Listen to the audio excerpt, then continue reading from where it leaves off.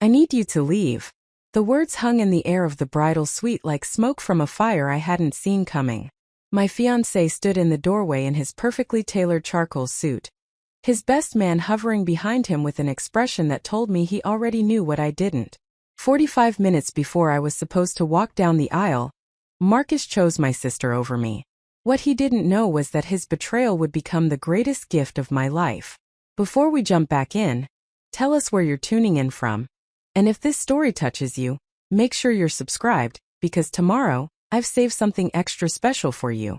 My name is Natalie Chun, and until that September morning, I believed I understood exactly how my life would unfold. At 31 years old, I had built what most people would consider a successful existence. I worked as a senior data analyst for a healthcare technology company in Seattle, a position that combined my love for problem-solving with meaningful work that improved patient outcomes. My days involved analyzing complex datasets to identify patterns in treatment effectiveness, collaborating with medical professionals to interpret findings, and presenting recommendations that influenced healthcare delivery for thousands of people. The work fulfilled me in ways I had not anticipated when I first entered the field 7 years earlier. There was something deeply satisfying about taking chaos and finding order within it, about discovering insights hidden within numbers that could genuinely improve lives. My colleagues respected my analytical rigor and my ability to translate technical findings into language that non-technical stakeholders could understand and act upon. I had earned 2 promotions in 5 years and had been invited to speak at industry conferences about innovative approaches to healthcare data interpretation. Beyond my professional life, I had cultivated what I thought was a rich personal world. Marcus and I had been together for 4 years, having met at a networking event for young professionals in the technology sector. He worked in software development for a financial services company, and our shared understanding of the tech industry had created immediate common ground. Our relationship had progressed in what felt like a natural, comfortable rhythm. We moved in together after 18 months, adopted a rescue dog named Bailey after 2 years, and got engaged on a weekend trip to the San Juan Islands during our 3rd year together. Planning our wedding had consumed much of the past year. We had chosen a boutique hotel in the Cascade Foothills, a venue that offered both indoor and outdoor ceremony options with views of the mountains that define the Pacific Northwest landscape I loved. The guest list included 200 people, a careful balance of family members, close friends, professional colleagues, and the various social connections that accumulate over 3 decades of life. Every detail had been considered and reconsidered, from the seasonal menu featuring local ingredients to the playlist that would carry us through the reception to the transportation logistics for out-of-town guests. My relationship with my family had always been straightforward, or so I believed. My parents, David and Linda Chan, had immigrated from Taiwan in their 20s and built a comfortable middle-class life through my father's work as a civil engineer and my mother's career as a high school mathematics teacher. They valued education, professional achievement, and family cohesion in equal measure. I was their first child, followed 3 years later by my sister Melissa. Melissa and I had maintained a relationship that I would have described as close, though looking back with the clarity that comes from betrayal, I recognized patterns I had chosen not to examine too carefully. She was the more outgoing sibling, the one who made friends effortlessly and filled rooms with her energy and laughter. Where I approached life with careful analysis and measured steps, Melissa embraced spontaneity and followed her instincts without the burden of overthinking that characterized my decision-making process. At 28, Melissa worked in event planning, a career that suited her gregarious nature and her talent for managing multiple moving pieces while maintaining grace under pressure. She had helped me coordinate several aspects of my wedding planning, offering advice about vendors and timelines with the expertise she had developed through her professional work. Her involvement had felt like a gift, a way for us to bond as sisters while preparing for my major life transition. Marcus and Melissa had gotten along well from their first meeting, which had pleased me enormously. I had witnessed enough stories of romantic partners who clashed with siblings or created tension within family dynamics to appreciate that my fiancé and my sister enjoyed each other's company. They shared a similar sense of humor, an appreciation for the same television shows and music, and an ease in social situations that I sometimes envied from my more introverted position. The week before the wedding had unfolded in a blur of final preparations and gathering relatives. My mother's sister had arrived from California with her family. Marcus's parents had driven up from Portland with his younger brother. Friends from college had flown in from various corners of the country. The rehearsal dinner 2 nights before the ceremony had been exactly what I hoped it would be. A warm gathering where the people I loved most seemed genuinely happy to celebrate Marcus and me. I remembered watching Marcus give his rehearsal dinner speech, talking about how I had changed his life by showing him that love could be both passionate and stable, exciting and comfortable. He spoke about my intelligence, my kindness, my ability to see situations clearly and respond with both logic and compassion. He made jokes about my tendency to create detailed spreadsheets for vacation planning, and my collection of data visualization books that most people would consider recreational reading material. Everyone laughed in the affectionate way people do when they recognize the truth in gentle teasing. Melissa had been particularly animated that evening, moving between tables to chat with different guests and ensuring that everyone felt included in the celebration. She wore a deep blue dress that complemented her complexion, and had styled her hair in loose waves that caught the light whenever she moved. Several of Marcus's college friends had clearly taken notice of her, and I felt a surge of sisterly pride watching her charm people with the social ease I had never quite mastered. The morning of the wedding began exactly as planned. I woke early in the hotel suite I was sharing with my bridesmaids, watching the sunrise paint the Cascade Peaks in shades of rose and gold. The weather forecast promised clear skies and temperatures in the low 70s, perfect conditions for our outdoor ceremony scheduled for 4 o'clock in the afternoon. I had slept surprisingly well considering the significance of the day, waking with a sense of calm anticipation rather than the anxiety I had feared might overtake me. My bridesmaids arrived with coffee and pastries from a local bakery, and we settled into the comfortable rhythm of preparation.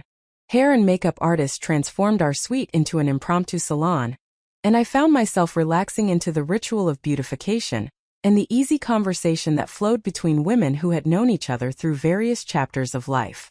My college roommate Sarah was there, along with 2 colleagues from work who had become genuine friends, and my cousin Jennifer who had always felt more like a sister than a distant relative. Melissa arrived mid-morning, looking radiant in the soft champagne-colored dress we had selected for the bridesmaids months earlier. She embraced me with what seemed like genuine warmth and presented me with a small wrapped box. Inside was a delicate bracelet featuring a charm in the shape of a compass, a reference to a conversation we had shared years ago about always finding your way home to the people who mattered most. The symbolism felt perfect in that moment, a representation of the bond between sisters that I believed would remain constant regardless of what other relationships entered our lives. I fastened the bracelet around my wrist and hugged Melissa tightly, grateful for her presence and her thoughtfulness on this important day. The hours passed in a pleasant haze of preparation and anticipation. My wedding dress hung on the closet door, a vision in ivory silk with clean lines that felt both classic and contemporary. I had chosen a style that reflected my personality, elegant without excessive embellishment, sophisticated without being pretentious, beautiful in its simplicity rather than its ornamentation. When the time came to put it on, my bridesmaids helped me into the gown with reverent care, fastening the long row of silk-covered buttons that ran down the back. Looking at myself in the full-length mirror, I felt a surge of emotion that surprised me with its intensity. I looked like a bride, like a woman on the threshold of a new chapter, like someone who had made thoughtful choices and was ready to commit to a future with the person she loved. My mother arrived just as the stylist was placing the simple fingertip veil in my hair, and I watched tears fill her eyes as she took in the sight of her daughter prepared for marriage. The photographer captured these moments with unobtrusive efficiency, documenting the laughter and the tears and the quiet anticipation that filled the suite. I posed for the traditional getting ready photos, holding my bouquet of white peonies and ranunculus against my dress, standing by the window with soft light illuminating my face, surrounded by my bridesmaids in a cluster of champagne silk and genuine affection. Preparing and narrating this story took us a lot of time, so if you are enjoying it, subscribe to our channel, it means a lot to us. Now back to the story. It was 2:45 in the afternoon, exactly 75 minutes before the ceremony was scheduled to begin, when my phone buzzed with a text from Marcus. We had agreed not to communicate directly on the wedding day, honoring the tradition of not seeing each other before the ceremony, so the message immediately felt like a deviation from our plan. The text said simply that he needed to speak with me in person before the ceremony. Something important had come up that we needed to discuss. The message concluded with a request that I meet him in the small library off the hotel's main lobby, a quiet space away from the areas where guests were gathering. My first reaction was concern rather than alarm. I assumed that some logistical issue had emerged, perhaps a problem with the catering timeline or a transportation complication for elderly relatives. Marcus handled stress by wanting to solve problems immediately rather than letting them accumulate, so his request for an urgent conversation felt consistent with his personality rather than ominous. Sarah noticed my expression as I read the message and asked if everything was okay. I explained that Marcus needed to discuss something before the ceremony, and that I would be back shortly. The mood in the suite shifted slightly, the easy chatter giving way to a moment of uncertainty, but I reassured everyone that it was probably just a minor issue that required quick coordination. I made my way through the hotel corridors in my wedding dress, the silk whispering against my legs with each step, my heels clicking against the hardwood floors. Staff members I passed offered congratulations and compliments, and I smiled at them while my mind churned through possible explanations for Marcus's unusual request. The library was tucked away at the end of a quiet hallway, a small room lined with bookshelves and furnished with leather chairs arranged around a fireplace that remained unlit in the September warmth. Marcus was standing by the window when I entered, his back to the door, his shoulders rigid in a way that immediately told me this was not about catering or transportation. His best man, a college friend named Derek, stood near the door with an expression of profound discomfort, and the presence of a witness to whatever conversation was about to unfold made my chest tighten with the first real whisper of fear. Marcus turned when he heard me enter, and the look on his face confirmed that my world was about to change in ways I could not yet comprehend. He looked stricken, guilty, and resolute all at once, the expression of someone who has made a terrible decision and knows there is no way to soften its impact. The words he spoke next would replay in my mind thousands of times in the months that followed, each repetition offering new layers of pain and ultimately new opportunities for understanding about who I was and what I deserved. "I need you to leave," he said, his voice barely above a whisper. "I can't marry you. I'm in love with Melissa." The library seemed to tilt on its axis. I gripped the back of a leather chair to steady myself, my wedding bouquet slipping from my other hand to land on the floor with a soft thud. The white peonies scattered across the Persian rug, their petals already beginning to bruise from the impact. I heard myself ask him to repeat what he had said, not because I had not heard him clearly but because my brain refused to process the meaning of his words. He complied, his voice gaining strength as he explained that he and Melissa had developed feelings for each other over the past several months. They had tried to resist the attraction, had attempted to maintain appropriate boundaries, but the connection between them was too powerful to deny. The timeline he described made my stomach turn. They had first acknowledged their mutual attraction at my bachelorette party 3 months earlier, when Melissa had stayed behind to help Marcus with some wedding planning details while the rest of us were away for the weekend. They had kissed for the first time 6 weeks ago during a vendor meeting I had missed due to a work conflict. They had convinced themselves that they could suppress their feelings until after the wedding, that they could get through this one day, and then create distance that would allow the inappropriate attraction to fade. But this morning, Marcus continued, they had realized they could not go through with the deception. Melissa had come to his suite before dawn, and they had talked for hours about what they should do. The conclusion they reached was that marrying me while in love with my sister would be a cruelty neither of them could perpetrate. Better to cause pain now than to build a marriage on a foundation of lies and suppressed feelings. I stood in that library in my wedding dress, listening to my fiancé explain why he was choosing my sister over me 45 minutes before our ceremony, and I felt something inside me begin to crystallize into a clarity I had never experienced before. This was not just about romantic betrayal. This was about the patterns I had accepted throughout my entire life, the ways I had made myself smaller and more convenient to accommodate other people's needs and desires, the habit I had developed of prioritizing peace over honesty and comfort over authenticity. Marcus was still talking, offering explanations and apologies that blended together into meaningless noise. Derek shifted uncomfortably by the door, clearly wishing he was anywhere else in the world, and I realized that I had a choice to make about how I would respond to this moment, a choice that would define not just the rest of this day but potentially the rest of my life. The silence in the library stretched for what felt like an eternity but was probably only seconds. I watched Marcus's mouth continue to move, forming words about unavoidable feelings and impossible situations and hoping I could understand, but the sound seemed to come from very far away, as though I were underwater and he were speaking from the surface above. My mind began cataloging details with the same analytical precision I applied to my professional work, perhaps as a defense mechanism against the emotional tsunami threatening to overwhelm me. Marcus had a small coffee stain on his shirt collar that would be visible in photographs if the ceremony proceeded. Derek was wearing mismatched socks, one navy and one black, visible between his pants hem and his dress shoes. A book on the shelf nearest to me was titled The Architecture of Happiness, which struck me as darkly ironic given the current circumstances. The afternoon light coming through the window illuminated dust motes floating in the air, dancing in patterns that seemed absurdly peaceful compared to the destruction happening in this room.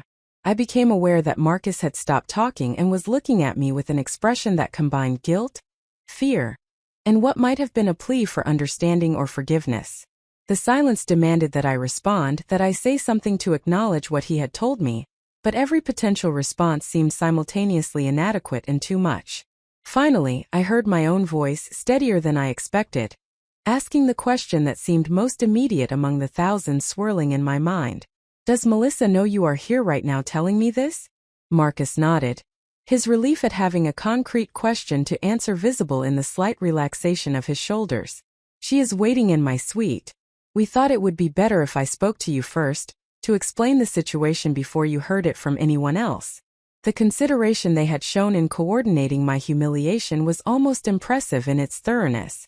They had planned this revelation together, decided on the timing and the approach, agreed that Marcus would deliver the news while Melissa waited elsewhere. The level of communication and collaboration required for such coordination spoke to an intimacy that had clearly been developing for months while I remained oblivious, focused on spreadsheets tracking RSVPs, and seating arrangements for a wedding that would never happen. I need to see her, I said. I need to hear this from her directly. Marcus exchanged a glance with Derek, some silent communication passing between them that I could not interpret. I do not think that is a good idea right now. You are upset, understandably, and maybe it would be better to give everyone some time to process before having a conversation with Melissa. The presumption that he could dictate the terms of my interactions with my own sister ignited something that cut through the numb shock beginning to encase me. Marcus had just destroyed my wedding, my relationship, and quite possibly my family dynamics in a single conversation, and now he was attempting to manage my emotional responses and control my access to information. The paternalistic condescension of it crystallized my scattered thoughts into sharp focus. I was not asking for your permission, I said, my voice taking on an edge I had rarely heard in myself. I was informing you of what I am going to do next. You have said what you needed to say. Now I will speak with my sister. I turned toward the door, my wedding dress sweeping behind me, and Derek stepped aside hastily to let me pass. I heard Marcus call my name, his tone containing a note of panic, but I did not turn around. I had spent 4 years deferring to his preferences, accommodating his needs, adjusting my expectations to align with his comfort levels.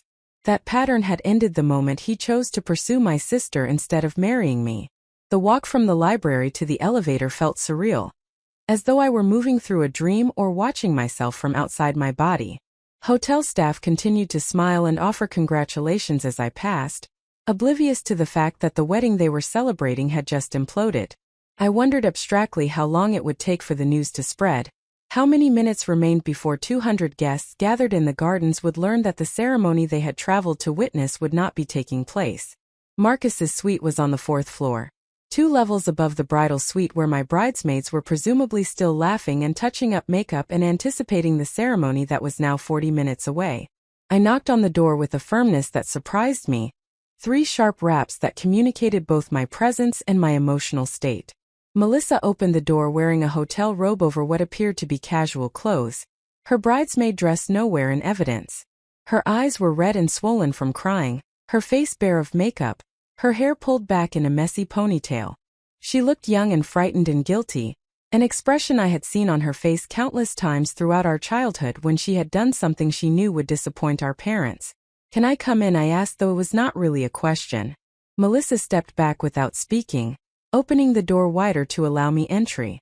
The suite was larger than mine, A corner room with windows on 2 walls offering views of both the mountains and the hotel gardens where guests were probably already beginning to gather. I noticed absurd details as I entered. An empty champagne bottle on the desk. 2 coffee cups on the nightstand. A laptop open to a browser window I could not read from this distance. We stood facing each other in the center of the room, and I waited for Melissa to speak first. I wanted to hear how she would explain this, what words she would choose to justify betraying her sister in the most fundamental way possible. The silence stretched between us, heavy with all the conversations we should have had months ago but had never occurred. "I am so sorry," Melissa finally whispered. "I never meant for any of this to happen. I never wanted to hurt you." The apology felt hollow, not because I doubted her regret but because the sentiment was meaningless in the face of the choices she had made. People who genuinely did not want to hurt their siblings did not pursue relationships with their fiancés. They did not allow attractions to develop into emotional affairs and then physical ones. They did not participate in planning a wedding while secretly hoping it would not take place. "When did it start?" I asked, my voice flat and empty of the emotion roiling beneath the surface. Melissa wrapped her arms around herself, a defensive posture I recognized from our childhood fights. "It is complicated. There was not one specific moment. We just started talking more when you were busy with work, and then we realized we had a lot in common, and the conversations became deeper, and feelings developed that we did not plan or want." The passive construction of her explanation irritated me almost as much as the content. Feelings developed, as though emotions were weather patterns that simply occurred without any human agency or choice. Conversations became deeper, as though intimacy was something that happened to people rather than something they actively created through decisions made moment by moment over time. "I need you to tell me the truth," I said. "All of it. When did this actually begin, and what has actually happened between you?" Melissa sank onto the edge of the bed, her shoulders curving inward in a posture of defeat or shame or perhaps simply exhaustion. Over the next 20 minutes, she provided a timeline that retroactively recontextualized dozens of moments from the past several months. The night she had stayed late to help Marcus with wedding planning, while I was at my bachelorette party, had indeed been when they first acknowledged their mutual attraction. They had not acted on it then, she insisted, but had agreed that what they were feeling was inappropriate and needed to be contained. The containment had apparently lasted about 2 weeks before they began texting each other with increasing frequency. Conversations that started as discussions about wedding logistics and gradually shifted into more personal territory. Marcus had shared frustrations about work stress and family dynamics. Melissa had confided anxieties about her career direction and her concerns about turning 30 without clear life goals. They had found in each other a sympathetic ear and a level of understanding that felt rare and precious. 6 weeks ago, during a meeting with the florist that I had missed due to a work deadline, they had kissed for the first time. It had been brief and immediately regretted, Melissa claimed, followed by tearful promises that it could never happen again. But the kiss had opened a door that proved impossible to close. Over the subsequent weeks, they had seen each other several more times, meetings they had justified to themselves as necessary for wedding coordination but that had really been excuses to spend time together. They had not slept together. Melissa insisted with an urgency that suggested this distinction mattered enormously to her. They had kissed and talked and acknowledged their feelings, but they had not crossed that particular line. She seemed to believe this information would provide some comfort or at least establish that their betrayal had limits, but I felt nothing but a distant contempt for the moral hair-splitting that allowed her to feel marginally better about her choices. "This morning," Melissa continued, her voice breaking, "we realized we could not let you marry him while this was happening. It would have been wrong, Natalie. It would have been cruel to let you commit your life to someone who had feelings for someone else." The twisted logic of her statement nearly made me laugh. They had decided that the cruelest option would be allowing me to marry Marcus under false pretenses, apparently concluding that the more compassionate choice was to destroy my wedding 45 minutes before the ceremony after allowing me to proceed with months of planning and preparation while they conducted their emotional affair. "Did you ever consider," I asked with a calmness that felt almost eerie, "simply staying away from my fiancé? Did it occur to either of you that the appropriate response to developing feelings for your sister's partner would be to create distance and allow those feelings to fade rather than nurturing them through secret meetings and intimate conversations?" Melissa looked at me with tears streaming down her face. "We tried, Natalie. I swear we tried to stop.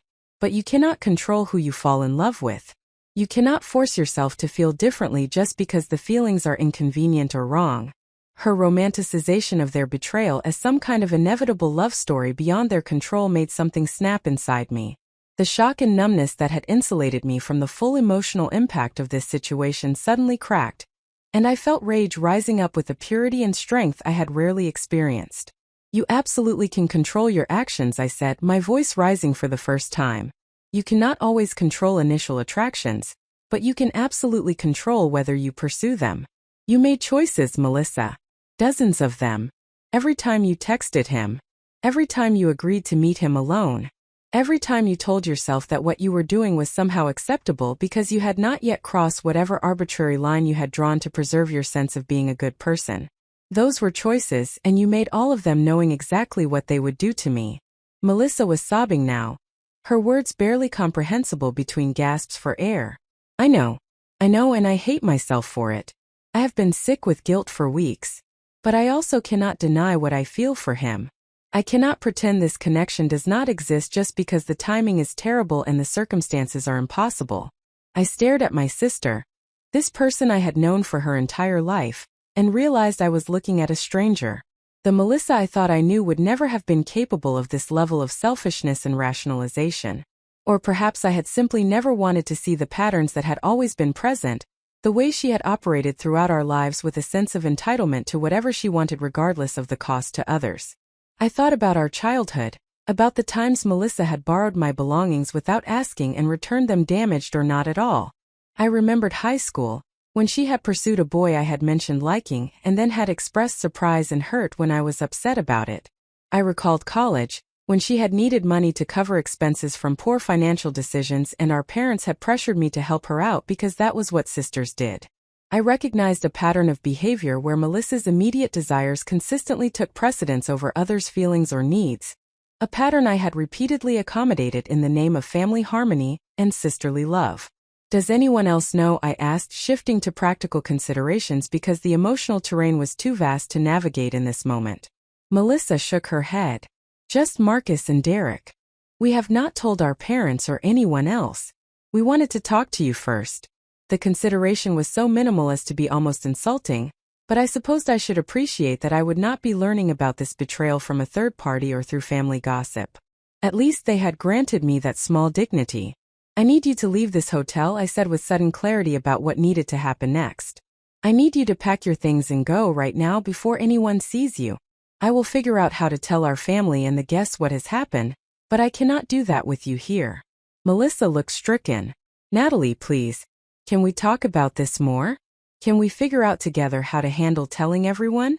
The presumption that we would handle this situation as a team, that she would have any role in managing the fallout from her choices, almost broke through my fragile composure. No, I said firmly. You do not get to participate in cleaning up the mess you created. You made your choices and now you deal with the consequences, which include removing yourself from this situation immediately. What about the wedding? Melissa asked. What are you going to tell people? I will figure that out, I said. But whatever I decide to say, it will be my choice to make, not yours. You have forfeited any right to input on how this situation is handled. Melissa stood slowly, her movements suggesting physical pain from emotional distress. She moved toward me as though to embrace me, but I stepped back sharply, holding up one hand to stop her approach. She froze, her arms half extended, her face crumpling with fresh tears. I am so sorry, she whispered again. I never wanted it to be like this. I did not respond. There was nothing to say that would not be either cruel or dishonest, and I had no energy for either cruelty or false comfort. I turned and walked to the door, my hand on the handle before I turned back to deliver one final message. I loved you, I said quietly. I trusted you more than almost anyone in my life. You were my sister and I believed that meant something to you. I was wrong and I will not make that mistake again. I left the suite before she could respond, pulling the door closed behind me with a soft click that felt far more final than a slam would have been. The hallway was empty, the thick carpet muffling my footsteps as I walked toward the elevator. I caught a glimpse of myself in a decorative mirror and barely recognized the woman looking back. My wedding makeup was still flawless, my hair still perfectly styled, my dress still pristine. I looked exactly like a bride should look on her wedding day, except for the eyes that held an expression of devastation and betrayal that no amount of cosmetics could disguise. The elevator doors opened and I stepped inside, watching the floors count down as I descended. 3rd floor. 2nd floor. 1st floor. With each floor I felt something shifting inside me, the shock giving way to a strange sense of clarity. My fiancé had betrayed me. My sister had betrayed me. My wedding was destroyed. 200 guests were gathering to witness a ceremony that would not occur.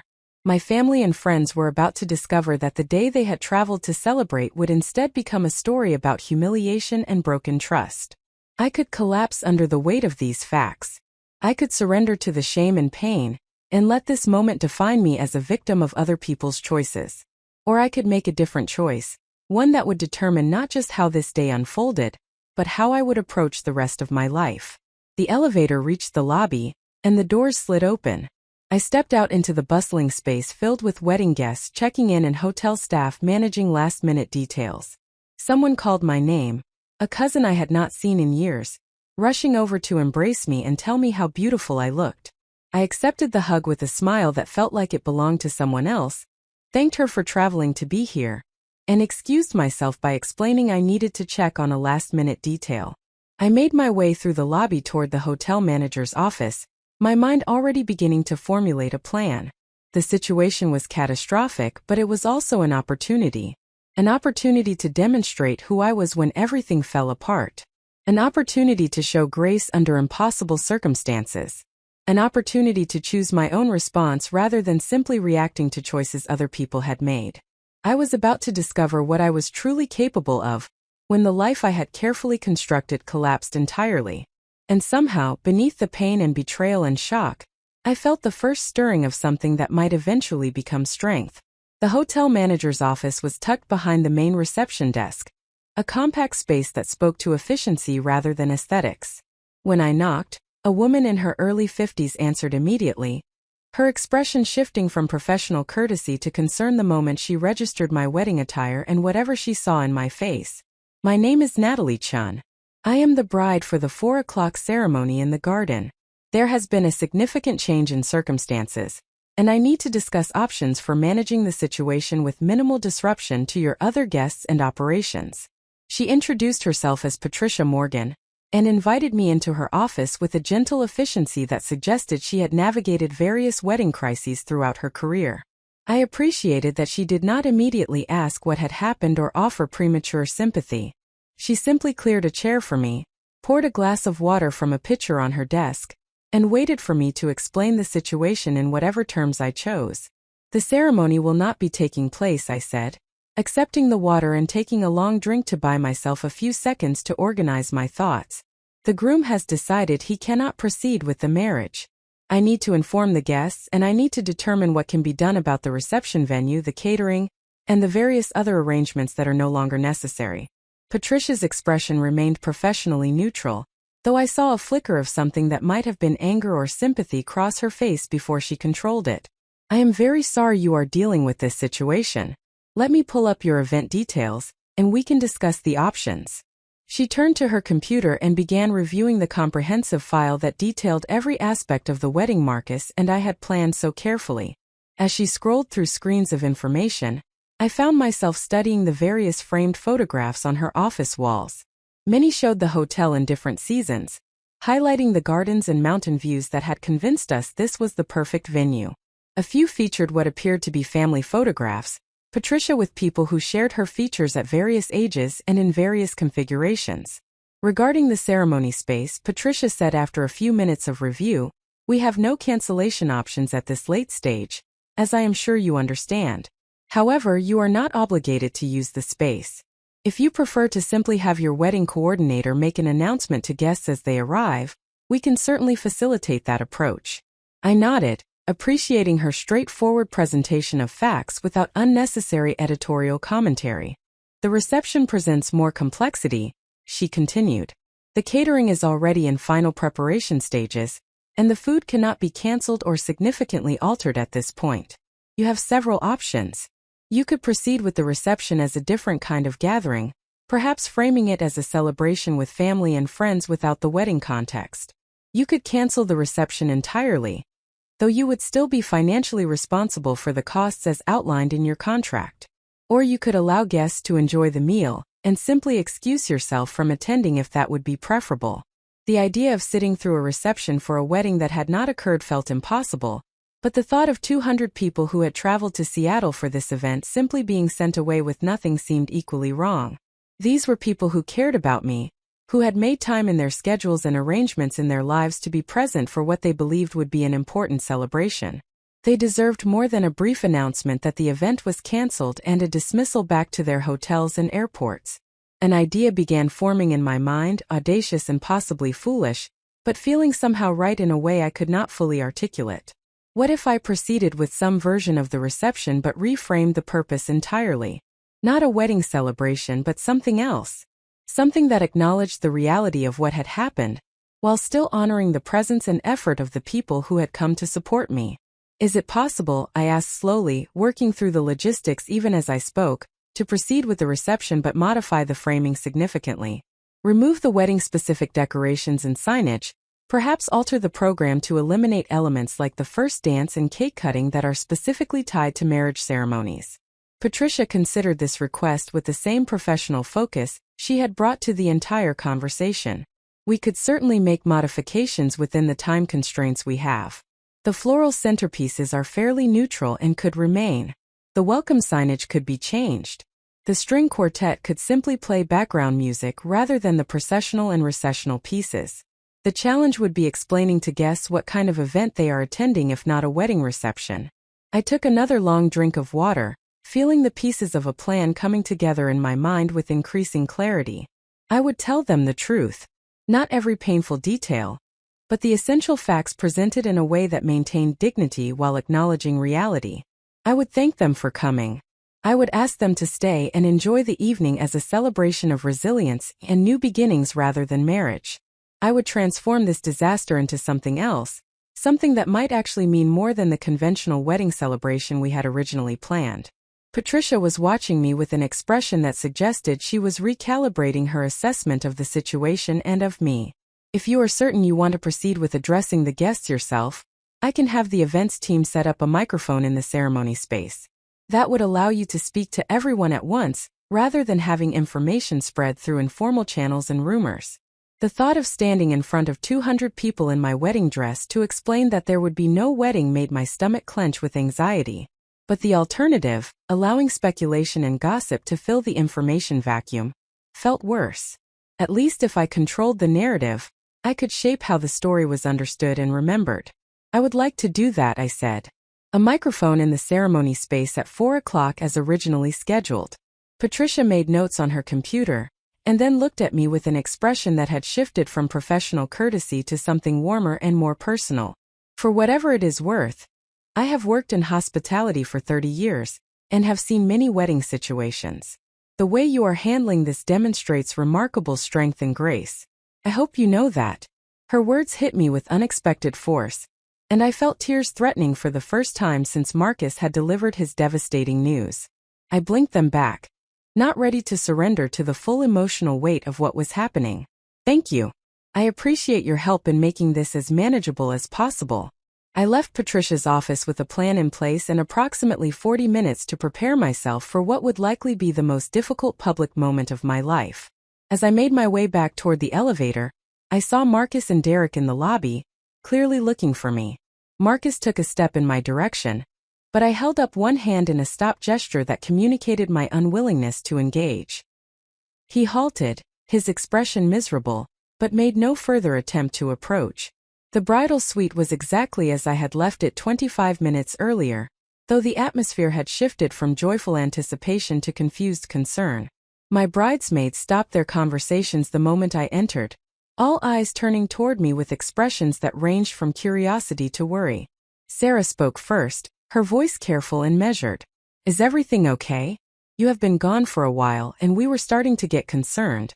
I closed the door behind me and moved to the center of the room, positioning myself where I could see all of them clearly. What I needed to tell them felt impossible to say, but delaying would only make the moment more difficult and leave less time for them to process the information before the ceremony time arrived. "I need to tell you all something," and I need you to let me get through the entire explanation before asking questions. Can you do that for me?" They nodded in unison, their faces reflecting growing alarm at my tone and demeanor. I took a breath and began explaining what had happened in the library and in Marcus's suite, keeping my voice as steady as possible while delivering information that sounded surreal even as I spoke it. I watched their expressions shift from confusion to shock to anger as they processed what I was telling them. When I finished, silence filled the room with a weight that felt almost physical.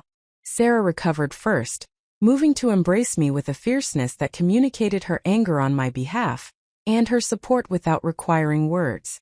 The others followed, creating a circle of women around me that felt both comforting and overwhelming. The questions began then, tumbling over each other in a cascade of disbelief and outrage. How could he do this? How could Melissa do this? Had there been signs we had all missed? What was going to happen with the ceremony? Did our parents know? The questions kept coming, and I answered what I could while acknowledging that many details remained unclear even to me. Jennifer, my cousin who had always been protective of me despite being 3 years younger, was visibly furious. Where is Melissa now? Someone needs to find her and make her understand exactly how unacceptable this is. I asked her to leave the hotel, I said. I did not want her present when we tell the guests what has happened. We are telling the guests? Sarah's tone suggested this was not the approach she would have chosen. Natalie, you do not owe anyone an explanation. We could simply cancel everything and let people figure it out on their own. The suggestion was tempting, the path of least resistance that would spare me the public exposure of standing before 200 people to acknowledge this humiliation. But I had already committed to a different approach, one that felt more aligned with who I wanted to be in this situation. I explained my plan to address the guests at the scheduled ceremony time, to offer them the truth in my own words, and to invite them to stay for the reception reframed as a different kind of celebration. As I outlined the plan, I watched my bridesmaids' expressions shift from doubt to something that looked like reluctant admiration. That is either the bravest thing I have ever heard or the most inadvisable, Sarah said finally. I cannot decide which. Maybe it is both, I acknowledged. But hiding feels wrong. Letting this day be defined entirely by what Marcus and Melissa did feels wrong.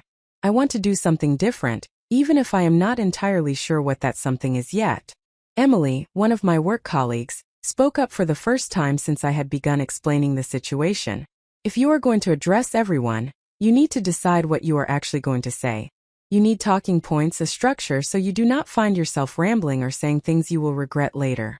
Her practical suggestion cut through the emotional intensity of the moment and reminded me why I had wanted her as a bridesmaid. Emily approached problems with systematic thinking that complemented my own analytical tendencies. She was right that I needed to prepare remarks rather than simply hoping the right words would come to me in the moment. We spent the next 20 minutes crafting what I would say to the assembled guests.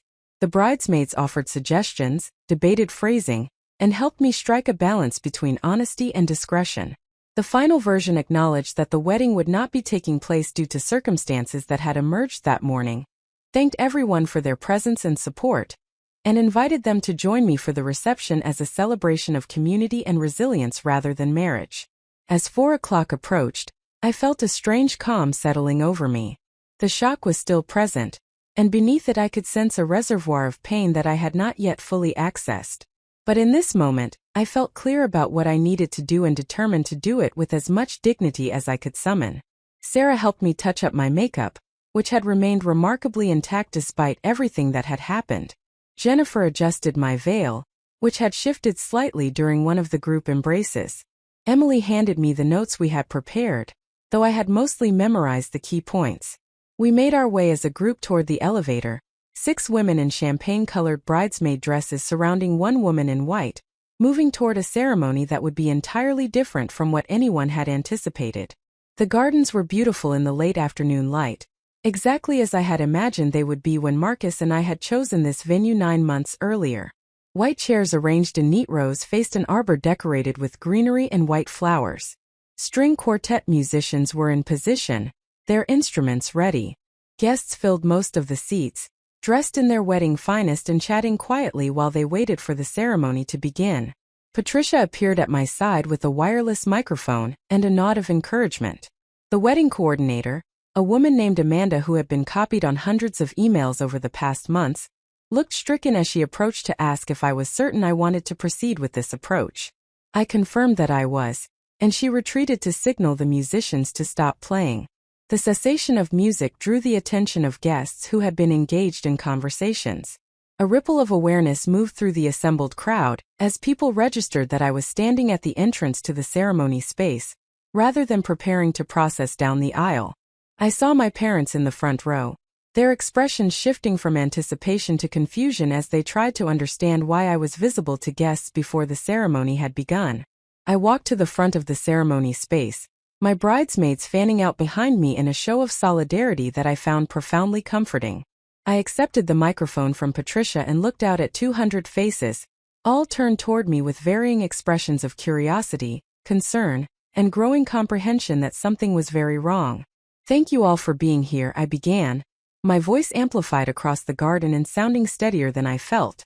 "I know you traveled from near and far to be present for what you expected would be a wedding ceremony this afternoon. I need to tell you that the ceremony will not be taking place." The murmur that ran through the crowd sounded like a wave breaking against shore, individual voices blending into a collective sound of surprise and confusion. I saw my mother's hand fly to her mouth, saw my father reach for her arm to steady her. I saw friends exchange glances of shock and concern. I saw Marcus's parents in the third row, their faces reflecting an entirely different kind of distress as they presumably wondered where their son was and what had happened. This morning I learned that the person I was planning to marry has developed feelings for someone else and cannot proceed with our commitment.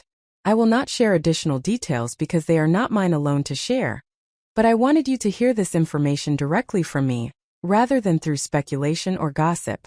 I paused, both for emphasis and to steady myself for the next part of what I needed to say. The garden was completely silent now, 200 people focused entirely on my words. "I know this is not the event you expected to attend today. If you would prefer to leave, I completely understand and hold no judgment whatsoever. However, I would like to extend an invitation to those who are willing to stay. The reception will proceed as planned, though obviously not as a wedding celebration. Instead, I hope we can share the evening as a reminder that life rarely unfolds exactly as we plan, and that the measure of who we are comes not from avoiding difficulty, but from how we respond when plans change unexpectedly." I could see people processing this invitation with visible uncertainty. Some were nodding slowly, while others looked to their companions as if seeking guidance on how to respond. My mother was crying now, my father's arm around her shoulders, both of them appearing devastated and confused in equal measure. "I understand this is an unusual request and an unconventional situation, but you are all people who have meant something to me at various points in my life. Your presence here represents years of friendship, family connection, professional relationships, and shared experiences. That has value regardless of whether a wedding takes place. If you choose to stay, I promise we will have good food, good music, and hopefully good company as we mark this day not as the celebration we anticipated but as something else entirely." I thanked them again for coming and for their flexibility in the face of unexpected circumstances. Then I handed the microphone back to Patricia and walked back toward the hotel entrance, my bridesmaids forming a protective circle around me as we moved through the garden. I did not look back to see who was staying and who was leaving. That information would become clear soon enough. The bridal suite had transformed from a space of celebration into something closer to a command center for crisis management. My bridesmaids had scattered to handle various urgent tasks while I sat in a chair by the window, still in my wedding dress, watching the gardens below where some guests were making their way toward the hotel's main entrance while others remained in their seats, apparently choosing to stay for whatever unconventional event this day had become. Sarah returned first, her phone pressed to her ear as she finished a conversation with someone I could not identify. She ended the call and turned to me with an expression that combined sympathy with pragmatic determination. "Your mother is trying to reach you. She has called my phone 4 times in the past 10 minutes. Your father has called twice. I told them you are processing everything and will speak with them when you are ready, but they are understandably very upset and confused." The thought of facing my parents in this moment felt overwhelming. They had invested not just money but emotional energy into this wedding, had welcomed Marcus into our family with genuine warmth, and now needed to absorb the reality that their daughter had been publicly humiliated by both her fiancé and her younger sister. The disappointment and concern I would see in their faces felt like more than I could handle on top of everything else happening. "Please tell them I will call them within the hour," I said. "I need a little more time to think about how to explain everything." Emily appeared in the doorway carrying her laptop, her organizational instincts apparently directing her toward practical problems that could be solved through lists and action items. She settled into a chair across from me and opened a document that appeared to contain notes she had been compiling. "I have been thinking about immediate priorities and next steps. You need to decide what you are doing about your living situation. Since presumably you and Marcus shared an apartment, you need to determine how you want to handle informing your workplace about the situation, particularly since you were scheduled for 2 weeks of honeymoon leave starting Monday. You need to figure out what happens with joint financial accounts, shared possessions, and the various administrative entanglements that accumulate when people have been together for 4 years. Her systematic approach to the logistics was exactly what I needed in this moment.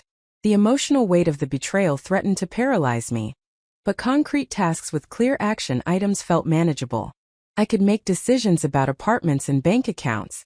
I could send emails to my supervisor explaining the change in circumstances. I could move through a checklist of practical matters while postponing the deeper emotional reckoning that would eventually be necessary.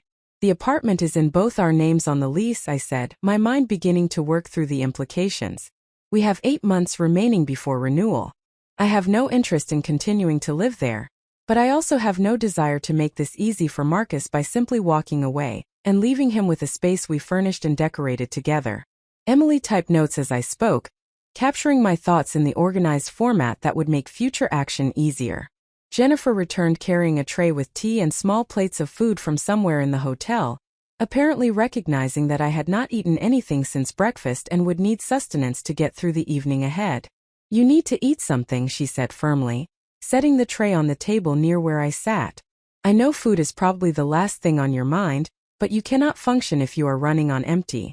She was right, though the thought of eating made my stomach turn. I accepted a piece of toast with jam and forced myself to take small bites while Emily continued outlining the various practical considerations that would require attention in the coming days and weeks. Sarah's phone rang again, and she glanced at the screen before answering with visible reluctance. After a brief conversation conducted in tones too low for me to hear clearly, she approached me with obvious discomfort about whatever message she needed to deliver. "That was Marcus's mother. She wants to speak with you, to apologize on behalf of her son, and to express how horrified she is by what has happened. She is asking if you would be willing to meet with her briefly." The request surprised me. I had interacted with Marcus's parents dozens of times over the past 4 years, sharing holiday meals and attending family gatherings where they had treated me with consistent warmth and acceptance. His mother, Catherine, was a retired teacher who had always been kind to me in ways that felt genuine rather than merely polite. The thought of facing her now, when she presumably felt some combination of shame about her son's behavior and sympathy for my situation, created a complicated mixture of emotions I could not immediately sort through. "I will speak with her," I said after a long pause, "but not here in the bridal suite. Can you ask if she would meet me in the hotel library in 15 minutes?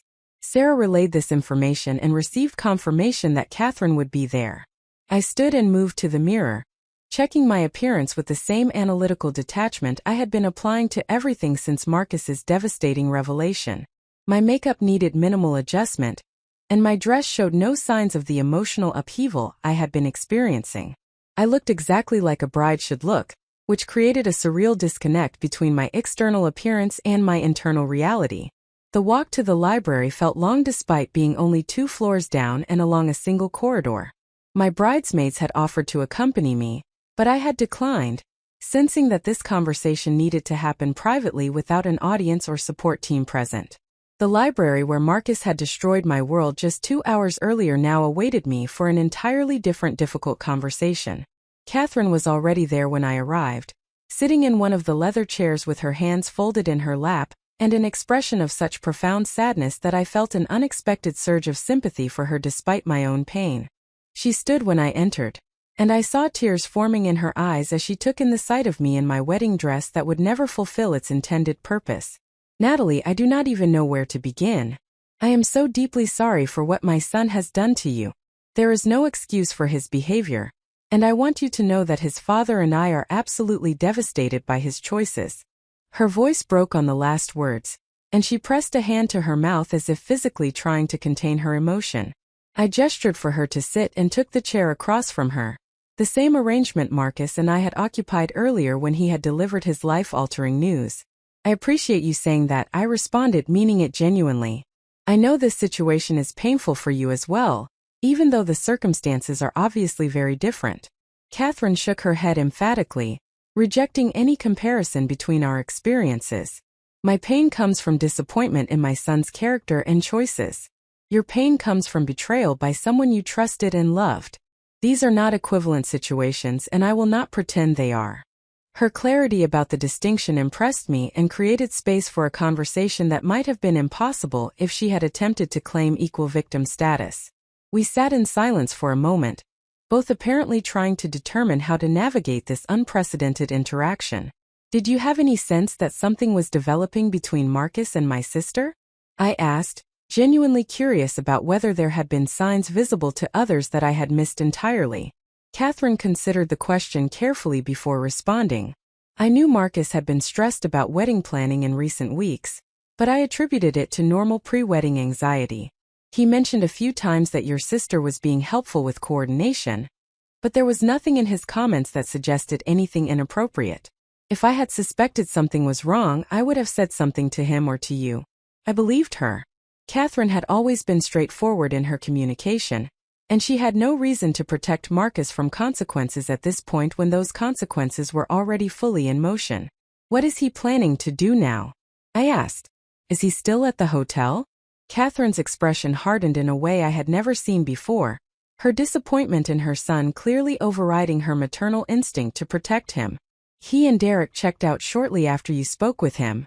I do not know where he went, and frankly I am too angry to care at the moment. His father told him not to come to our home until we have had time to process what he has done." The information that Marcus had left the hotel provided a strange relief.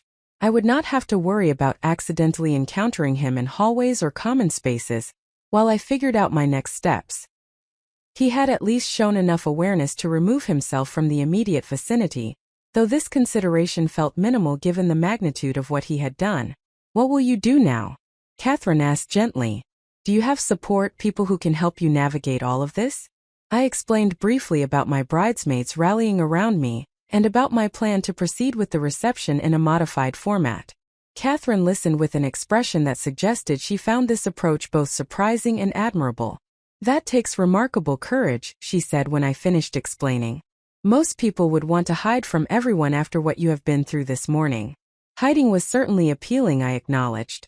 But I decided I would rather control my own narrative than let other people define this experience for me through speculation and gossip. Catherine reached across the space between our chairs and squeezed my hand briefly. "Marcus made a terrible choice, but in doing so he has revealed that he was not worthy of you. I hope you will eventually see this as a devastating blessing, as painful as that sounds right now." Her words echoed something I had been sensing but had not yet articulated clearly to myself. The betrayal hurt enormously, but it also provided information about Marcus's character and capacity for commitment that would have been far more destructive to discover after we were married.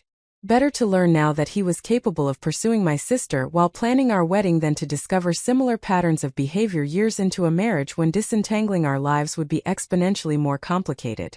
We spoke for a few more minutes about practical matters, including Catherine's assurance that she would handle informing Marcus's extended family about the situation, so that burden would not fall to me. She offered to help retrieve any of my belongings from the apartment Marcus and I had shared, an offer I accepted gratefully since the thought of facing him again to sort through possessions felt intolerable. When I finally left the library and made my way back toward the bridal suite, I felt something shifting in my perspective on the entire situation. The morning had brought catastrophic news that destroyed plans I had been building for months. But the hours since that revelation had also brought unexpected moments of connection, support, and clarity about who I was, and who I wanted to become in response to crisis. My parents were waiting in the hallway outside the bridal suite, their faces showing the toll the afternoon had taken. My mother looked as though she had aged years in the span of hours, her eyes red from crying and her usual composed demeanor shattered. My father appeared gray and exhausted, one arm around my mother's shoulders in a protective gesture that spoke to his role as her anchor in difficult moments. The embrace we shared when I reached them felt different from any hug we had exchanged before. There was desperation in the way my mother held me, as if physical closeness could somehow undo what had happened or at least convey support that words could not adequately express. My father's hug was briefer but equally intense, his hand cupping the back of my head in a gesture he had used since I was a child when offering comfort. "We should go somewhere private to talk," my father said, his voice rough with emotion. "You need to tell us everything that happened and what you need from us now." We found a small conference room on the second floor that was unoccupied, and I went through the story again, watching my parents' faces cycle through shock, anger, grief, and protective fury as they absorbed the information about what Marcus and Melissa had done. My mother cried throughout my explanation, while my father's jaw grew tighter, and his expression harder with each new detail I revealed. "Where is Melissa now?" my mother asked when I finished, her voice trembling with an emotion I could not quite identify. "Have you spoken to her since this morning?"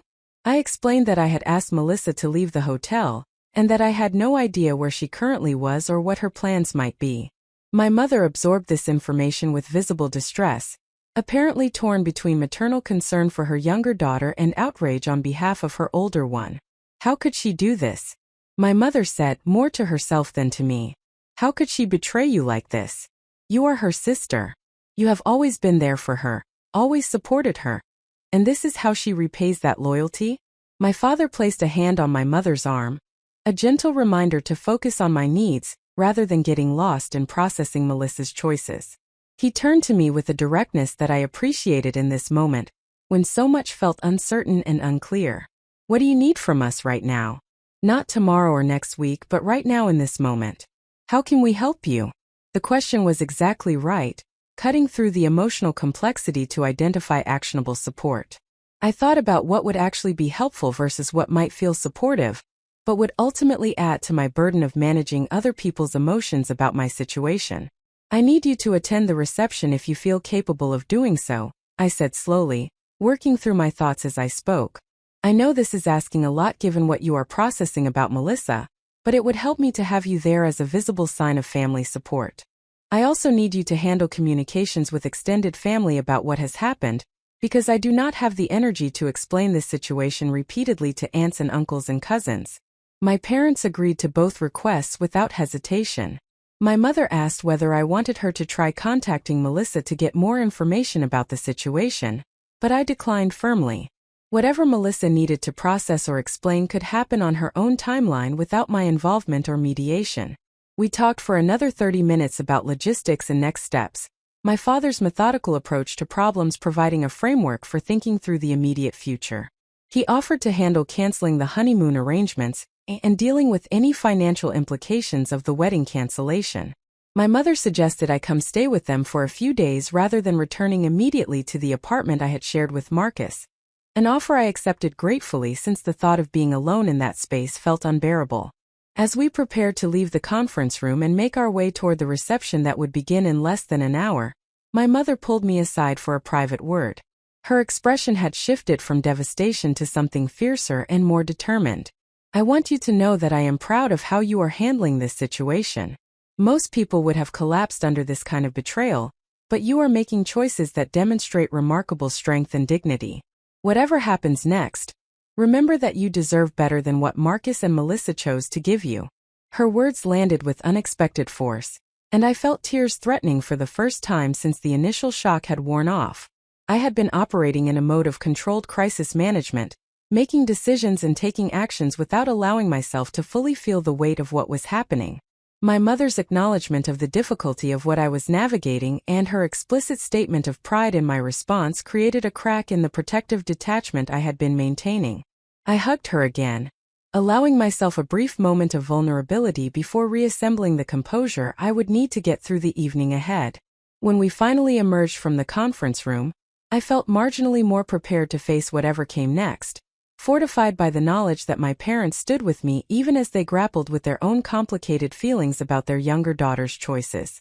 The reception space had been transformed in the hour since I had addressed the guests in the garden.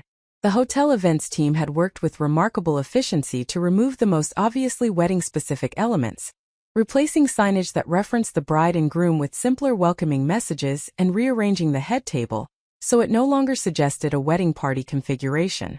The floral centerpieces remained, as Patricia had suggested, their neutral arrangements of white roses and greenery suitable for any elegant gathering. I stood in the doorway of the ballroom with my bridesmaids flanking me, taking in the scene before committing to entering. Approximately 150 guests had chosen to stay, a number that surprised me with both its size and what it represented. These were people who had decided that supporting me in this unconventional situation mattered more than the awkwardness of attending a wedding reception without a wedding. The choice they had made to remain spoke to something about human connection and loyalty that I had not fully appreciated before this moment. Sarah touched my arm gently, drawing my attention away from the room and back to the immediate decision before me. Are you absolutely certain you want to do this? We can still leave through the back entrance, go upstairs, and let the hotel staff manage everything from here. No one would blame you for choosing that option. The suggestion was tempting in its simplicity. I could retreat to the safety of the bridal suite, remove this dress that had become a costume for a role I would never play, and hide from the public nature of my humiliation. I could protect myself from the sympathetic looks and awkward conversations that would inevitably characterize the next few hours if I proceeded with attending the reception. But something in me resisted taking the easier path. I had made a choice in the garden when I addressed the guests directly rather than allowing rumor and speculation to define the narrative. I had decided then that I would face this situation with as much grace and dignity as I could summon, that I would not allow Marcus and Melissa's betrayal to reduce me to a victim hiding in shame. Retreating now would undo that choice and send a message about who I was that did not align with who I wanted to become through this experience. I am certain, I said to Sarah, my voice steady despite the anxiety churning in my stomach. This feels important in a way I cannot fully explain, but I need to see it through. Jennifer stepped forward with a practical suggestion that demonstrated her understanding of what the next hours would require. We should establish some ground rules before you go in there. You do not owe anyone a detailed explanation of what happened. If people ask intrusive questions, we will run interference. If you need to leave at any point, just give us a signal and we will create an exit strategy. The framework she proposed felt manageable, a way to maintain some control over an inherently uncontrollable situation. We agreed on a simple signal. If I touched my left earring twice in quick succession, that would communicate my need to leave immediately. Armed with this plan and the solidarity of my bridesmaids, I stepped into the ballroom and began navigating what would prove to be one of the most emotionally complex evenings of my life. The initial moments were the most difficult, as guests who had been engaged in quiet conversations turned to look at me with expressions ranging from sympathy to curiosity to visible discomfort about how to interact appropriately. My college roommate Sarah took the lead in moving us through the room, steering me toward friendly faces and deflecting the more awkwardly curious with polite but firm redirection. My former supervisor from my first job after college, a woman named Margaret who had mentored me through the early years of my career, approached with outstretched hands and pulled me into an embrace that communicated support without requiring words. When she stepped back, her eyes were damp but her voice was strong and clear. What you did in the garden took extraordinary courage. I have attended hundreds of events in my 63 years, but I have never seen anyone handle a crisis with the dignity you demonstrated this afternoon. Whatever happens next in your life, remember this moment and what it revealed about your character. Her words settled into a place inside me that had felt hollow since Marcus's revelation that morning.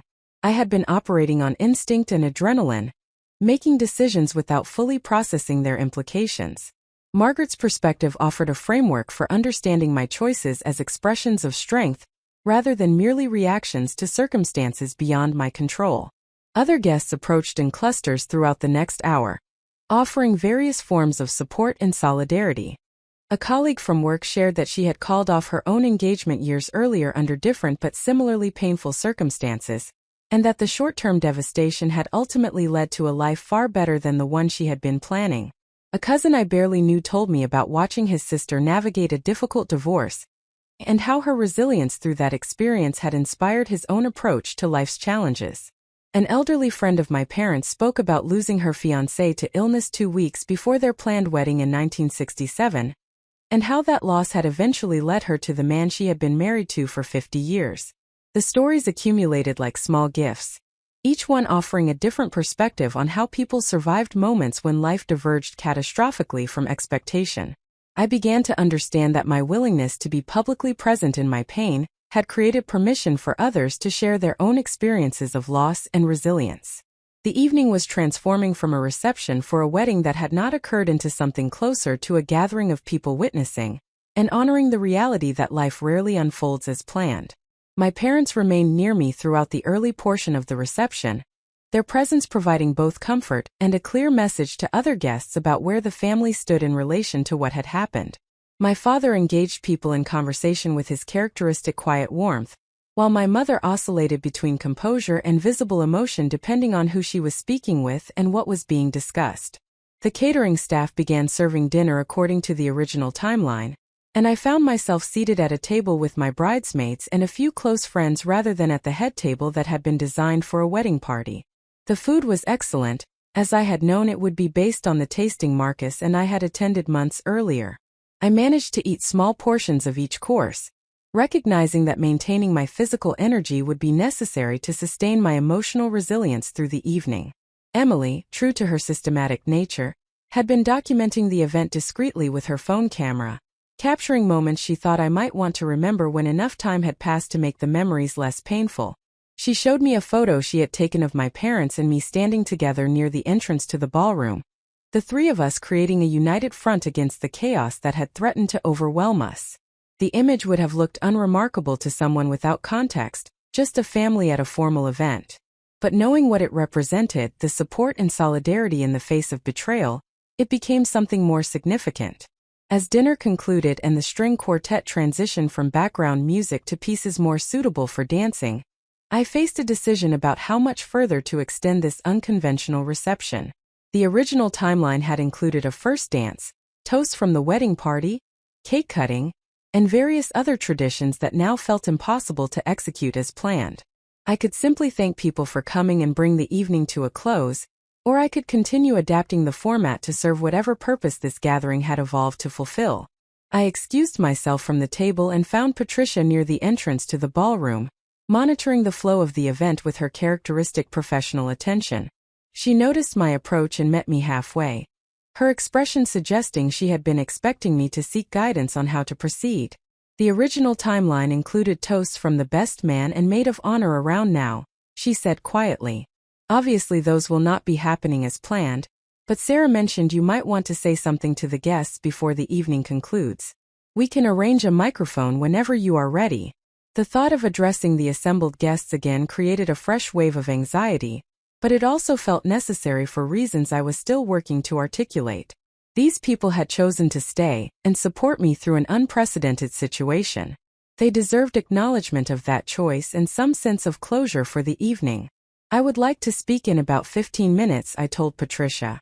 Just briefly, to thank everyone and offer some kind of conclusion to this very unusual day.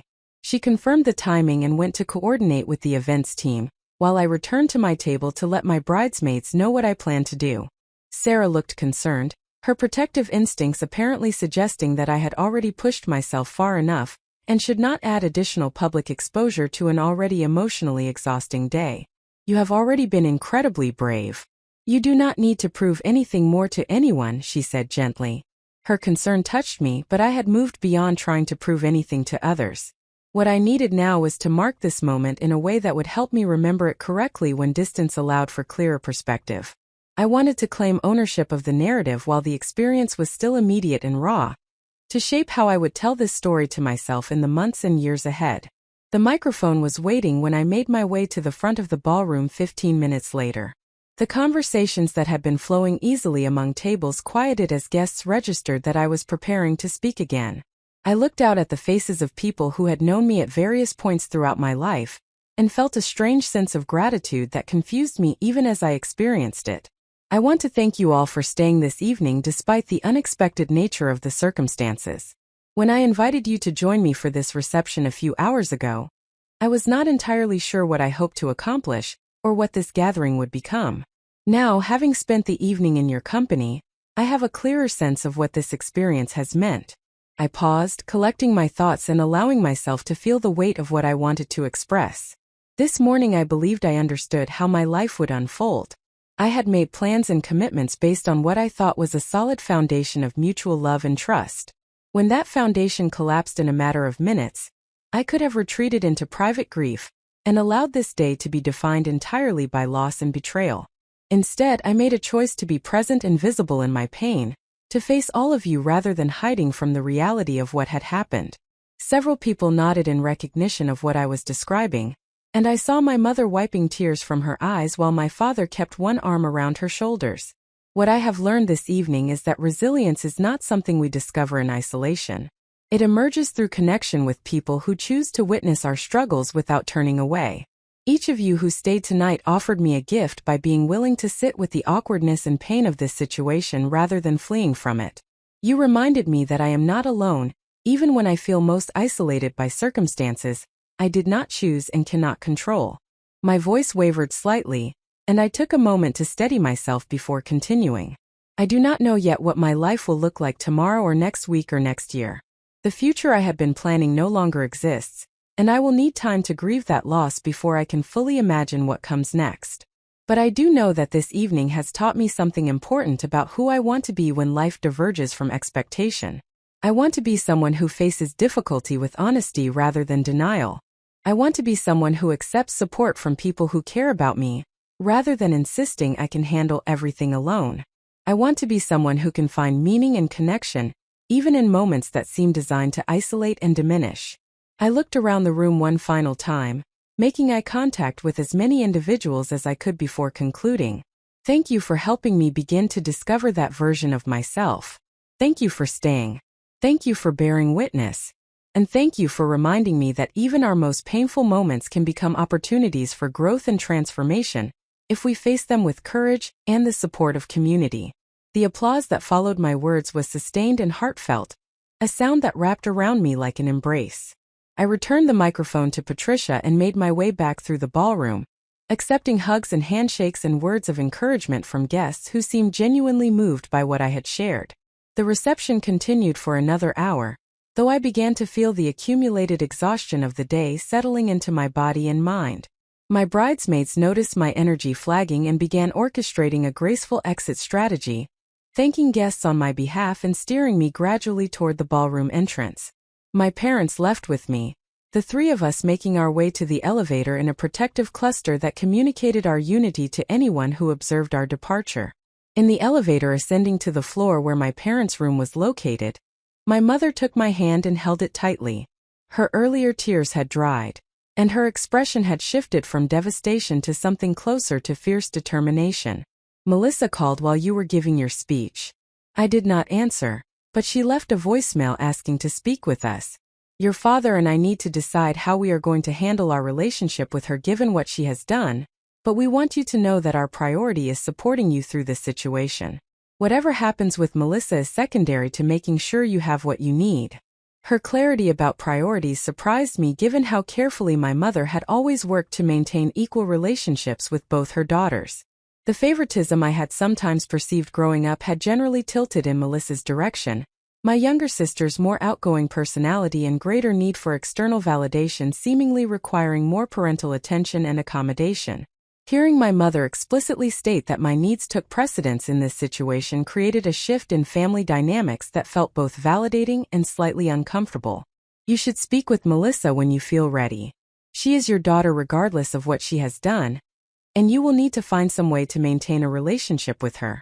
But I appreciate you being clear about your support for me. That means more than you probably realize." We said goodnight outside my parents' room with plans to meet for breakfast the following morning to discuss next steps and logistics. I continued to the bridal suite alone, finally ready to remove the wedding dress that had become a symbol of something far different from what I had imagined when I first put it on that morning. The suite was quiet when I entered, my bridesmaids having given me space by returning to their own rooms. I stood in front of the mirror and looked at myself one final time in full bridal attire, trying to absorb and remember what this day had been. The woman looking back at me had the same features I had always known, but something in her expression had changed. There was sadness there, certainly, and evidence of tears that had been shed during private moments throughout the evening. But there was also something else, something that looked almost like strength or determination, or perhaps simply clarity about who she was and what she deserved. I reached behind my back to begin unfastening the long row of silk-covered buttons, a process that proved nearly impossible without assistance. After several minutes of frustrated attempts, I called Sarah and asked if she could come help me out of the dress. She arrived within minutes, still wearing her bridesmaid dress, and began the patient work of releasing each button from its loop. "How are you really doing?" she asked as she worked, her tone suggesting she wanted honesty rather than polite reassurance. I thought about the question seriously before answering. "I am devastated and angry and confused. I feel betrayed by two people I loved and trusted completely. I have no idea what my life looks like tomorrow or how I will rebuild from this point. But I also feel something else that I did not expect. I feel proud of how I handled today. I feel grateful for the support I received. And I feel curious about who I might become on the other side of this experience." Sarah finished with the last button and helped me step out of the dress. She hung it carefully on the padded hanger while I stood in my slip, feeling lighter both physically and emotionally without the weight of that symbolic garment. "You are going to be okay," Sarah said with quiet conviction. "I do not know exactly how or when, but you are going to come through this and build something better than what you lost today. I am certain of that." Her confidence in my resilience felt like both a gift and a responsibility.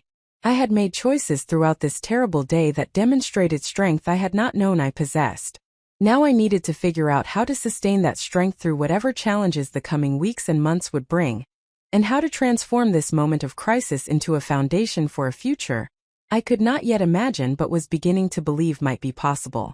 The morning after the wedding that never happened arrived with an almost offensive normalcy.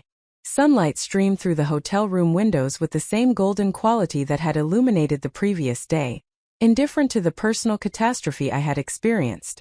I woke early after a night of fragmented sleep punctuated by dreams that kept replaying variations of the library conversation with Marcus, each iteration finding me saying different things or responding with more eloquence than I had managed in reality. My parents were waiting in the hotel restaurant when I arrived for breakfast, both looking as though they had slept as poorly as I had. My father stood when he saw me approaching, a gesture of formality that seemed to acknowledge the weight of what we all needed to discuss. My mother's eyes were still puffy from crying, but her expression had shifted overnight from devastation to something more resolute. We ordered coffee and pastries with the kind of automatic politeness people employ when going through motions while their minds are occupied elsewhere. Once the server departed, my father pulled out a small notebook, his preferred method for organizing complex information and action items. The gesture was so characteristically him that I felt a surge of affection mixed with gratitude for his systematic approach to problems. "Your mother and I have been discussing priorities and next steps. We want to make sure we are supporting you in ways that are actually helpful rather than simply doing what makes us feel better about the situation. So we need you to be direct with us about what you need." His framing of the conversation demonstrated the thoughtfulness that had always characterized his parenting. He recognized that support could take many forms, and that not all of them would serve my actual needs despite coming from good intentions. I appreciated his willingness to be guided by my preferences rather than assumptions about what I should want or need. I outlined the practical matters that felt most urgent. I needed to retrieve my belongings from the apartment Marcus and I had shared, but I could not face doing so alone or risk encountering him during the process. I needed to contact my workplace to explain the situation and discuss my leave arrangements, since I was no longer taking a honeymoon, but still needed time away to process what had happened.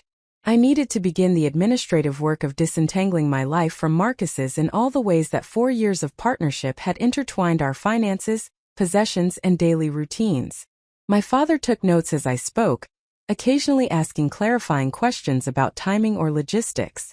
My mother listened with an expression that suggested she was struggling to balance her anger at Melissa and Marcus with her desire to focus on my immediate needs. When I finished outlining the practical priorities, she spoke for the first time since we had sat down. "I need to tell you that Melissa has been trying to contact me repeatedly since yesterday afternoon. She has called, texted, and sent emails asking to explain herself and to speak with you. I have not responded because I wanted to discuss with you first how you want me to handle her attempts at communication. The mention of Melissa created a complicated knot of emotions in my chest. I was still angry about her betrayal, still processing the reality that my sister had pursued a relationship with my fiancé, while helping plan our wedding. But I also recognized that my parents would need to maintain some relationship with both their daughters regardless of what had happened between Melissa and me. Expecting them to completely cut off contact with her would be unfair and ultimately unsustainable. You should respond to her when you feel ready. She is your daughter, and you will need to work out whatever relationship you can have with her going forward. But I am not ready to speak with her directly, and I need you to make that boundary clear if she asks about contacting me. My mother nodded, visible relief crossing her features at having explicit permission to engage with Melissa without feeling she was betraying me. My father made a note about establishing communication boundaries, and then moved to the next item on his mental list of matters requiring discussion. Have you thought about what you want to do regarding the apartment? The lease is in both your names, which creates some legal complexity about who has the right to remain in the space, and who bears financial responsibility for the remaining months. I had been avoiding thinking too carefully about the apartment, because it represented not just a logistical problem, but also an emotional minefield of shared memories and accumulated life. Marcus and I had moved into that space 2 years earlier, spending weekends painting walls and assembling furniture, and gradually transforming generic rooms into a home that reflected our combined aesthetic preferences. Nearly everything in that apartment carried associations with our relationship, from the couch we had spent 3 hours debating about in a furniture showroom to the kitchen table where we had shared countless meals and conversations about our days.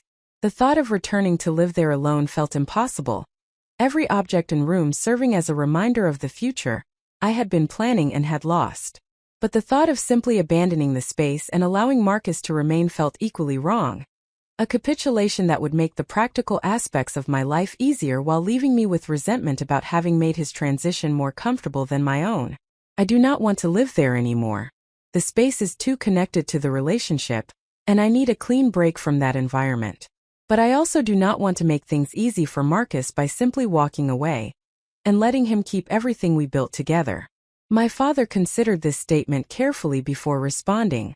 There are several possible approaches.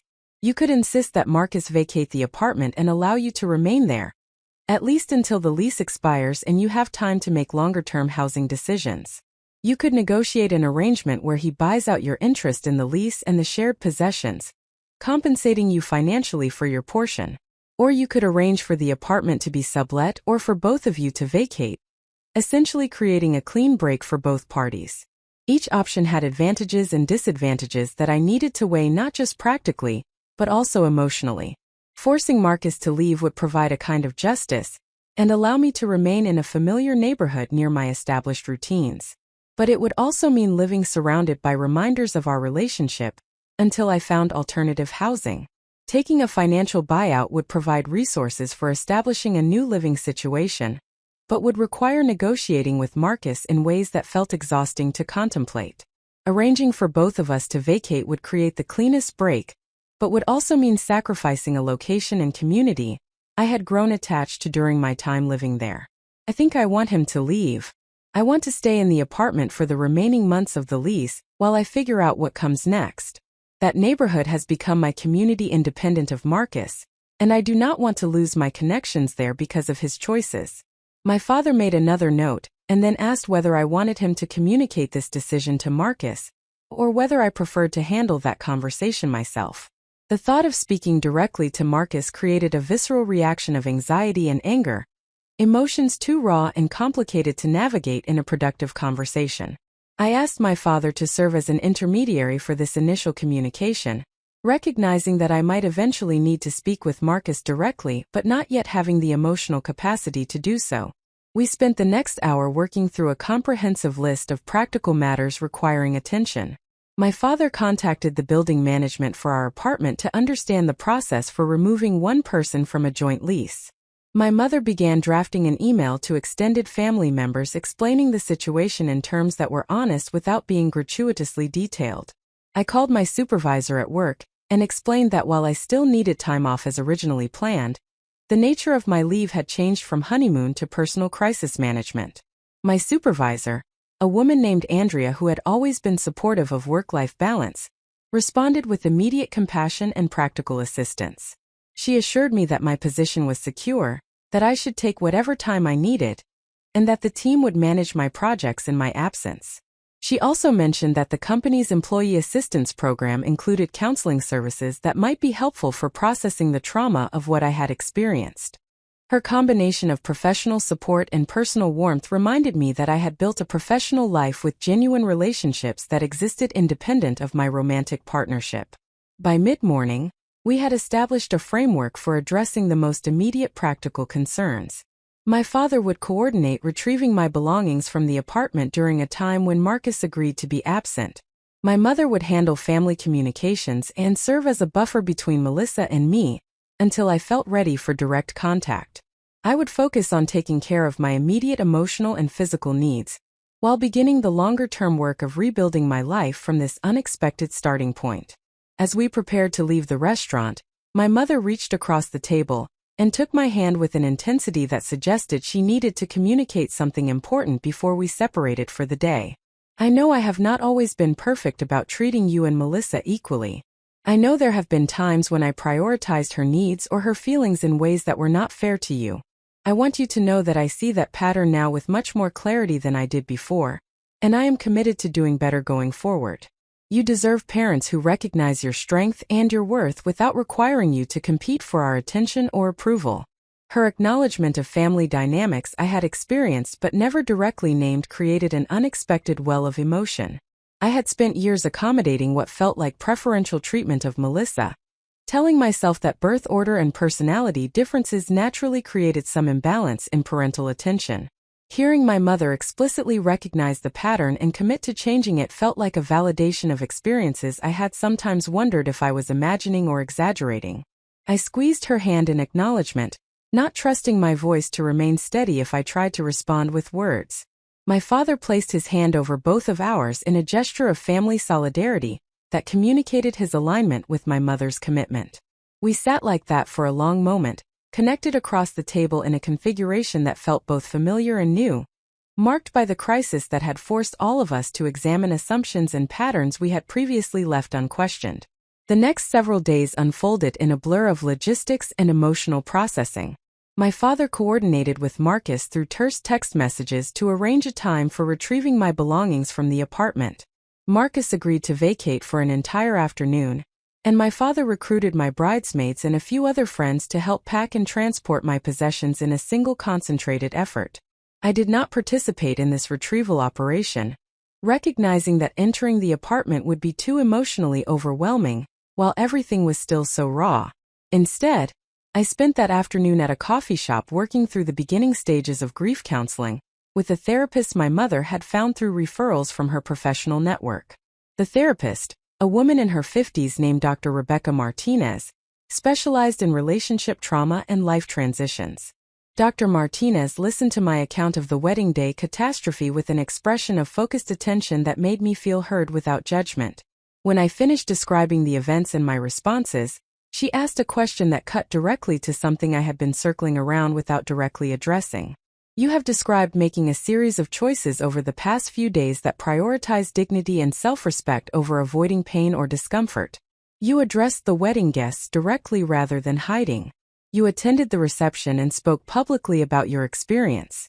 You are insisting that Marcus vacate your shared apartment rather than making things easier by leaving yourself. What is driving these choices? What are you hoping to accomplish or demonstrate through these actions? I thought about her question carefully, trying to articulate instincts and impulses that I had been following without fully examining their origins or purposes. I think I am trying to establish a pattern of behavior that will serve me better than the patterns I followed during my relationship with Marcus. I spent 4 years accommodating his preferences and adjusting my expectations to align with his comfort level. I did the same thing in my family growing up, making myself smaller and less demanding to avoid creating conflict or making Melissa feel competitive. Those patterns of self-diminishment did not protect me from pain or betrayal. They just made me more vulnerable when the betrayal came. Dr. Martinez nodded slowly, her expression suggesting I had articulated something significant. So these current choices represent an experiment in operating differently. You are testing what happens when you prioritize your own needs and preferences, rather than managing other people's comfort with your responses. Her reframing helped me see my recent decisions not as isolated reactions to crisis, but as the beginning of a fundamental shift in how I move through the world. I had been given an opportunity, however painful, to establish new patterns that better served my actual needs rather than my habitual instinct to accommodate others. We spent the remainder of the session exploring what those new patterns might look like in various contexts. How would I handle friendships where I had historically been the one who always accommodated scheduling conflicts or emotional needs without reciprocal consideration? How would I approach family dynamics where I had traditionally deferred to Melissa's preferences to avoid conflict? How would I make decisions about my career and personal goals without filtering them through concerns about whether they might make others uncomfortable or threatened? Dr. Martinez suggested that the wedding catastrophe, despite its pain, had created a clarifying moment that could serve as a reference point for future decisions. When facing choices about how to respond to situations or relate to people, I could ask myself whether I was reverting to old patterns of self-diminishment or maintaining the new patterns I had begun establishing through my responses to the crisis. By the time I left her office, I felt something shifting in how I understood what had happened and what it might mean for my future. The betrayal still hurt enormously, and I knew I would be processing the emotional aftermath for months or potentially years. But I could also begin to see the experience as a kind of catalyst that had revealed both the costs of my habitual patterns and the possibility of operating according to different principles. My father called that evening to report that the apartment retrieval had been completed successfully. Everything I had identified as important to me had been packed and moved into a storage unit near my parents' home, where it would remain until I decided on my next living situation. He also mentioned that Marcus had left an envelope containing a letter addressed to me, which my father had accepted but had not read or shared without my explicit consent. The existence of the letter created a complicated mixture of curiosity and resistance. Part of me wanted to know what Marcus had written, what explanations or apologies or justifications he might offer.